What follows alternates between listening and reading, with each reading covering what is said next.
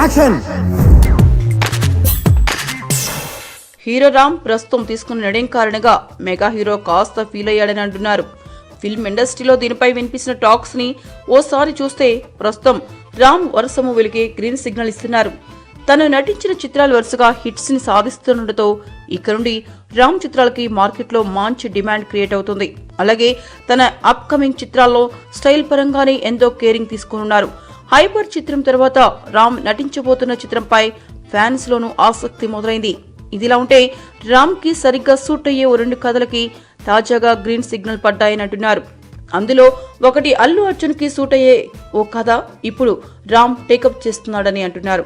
ఇండస్ట్రీకి చెందిన ఓ young director తాజాగా అల్లు అర్జున్ కి ఓ కథని చెప్పారట.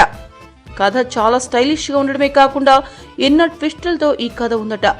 వింటున్నంతసేపు కథ చాలా కిక్నిచ్చిందని అల్లు అర్జున్ చెప్పుకొచ్చారు.